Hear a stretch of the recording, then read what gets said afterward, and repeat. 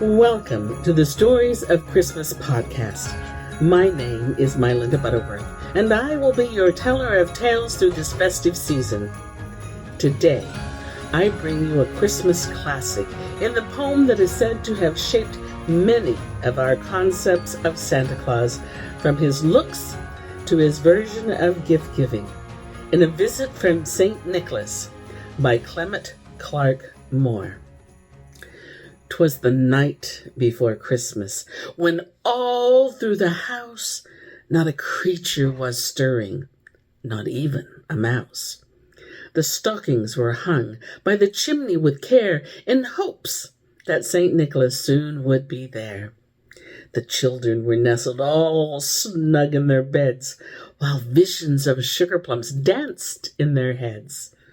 And Mamma in her kerchief, and I in my cap, had just settled down for a long winter's nap. When out on the lawn there arose such a clatter, I sprang from my bed to see what was the matter. Away to the window I flew like a flash, tore open the shutters, threw up the sash. The moon on the breast of the new-fallen snow gave a luster of midday to objects below, when what to my wondering eyes did appear but a miniature sleigh and 8 tiny reindeer. With a little old driver so lively and quick, I knew in a moment it must be St. Nick. More rapid than eagles his coursers they came, and he whistled and shouted and called them by name. Now Dasher, now Dancer, now Prancer and Vixen, on Comet, on Cupid, on Donder and Blitzen, to the top of the porch, to the top of the wall, now dash away, dash away, dash away all. As I leave that before that wild hurricane fly, when they met with an obstacle mount to the sky. So up to the housetop the coursers they flew, with a sleigh full of toys, and St. Nicholas too. And then, in a twinkling, I heard on the roof the prancing and pawing of each little hoof. As I drew in my head and was turning around, down the chimney St. Nicholas came with a bound. He was dressed all in fur, from his head to his foot, and his clothes were all tarnished with ashes and soot.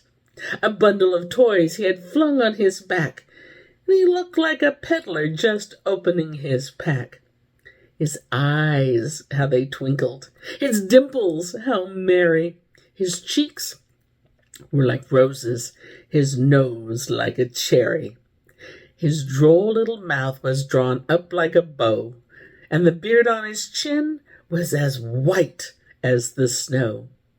The stump of a pipe he held in his teeth, and the smoke encircled his head like a wreath. He had a broad face and a little round belly that shook when he laughed like a bowl full of jelly. He was chubby and plump, a right jolly old elf, and I laughed when I saw him in spite of myself. A wink of his eye and a twist of his head soon gave me to know I had nothing to dread. He spoke not a word, but went straight to his work, and filled all the stockings, then turned with a jerk, and laid his finger aside of his nose, and giving a nod, up the chimney he rose. He sprang to his sleigh, to his team gave a whistle, and away they all flew like the down of a thistle. But I heard him exclaim, ere he drove out of sight, "Happy Christmas to all, and to all a good night." And here is where I end my tale for today. But I'll be back with more stories, many more stories. Thanks for joining me today as we explore the stories from around the world. If you enjoyed this story, please subscribe and give us a like. For more stories like this one, check out my book, Crazy About Christmas. Until then, enjoy everything this season has to offer. Merry Christmas. See you soon.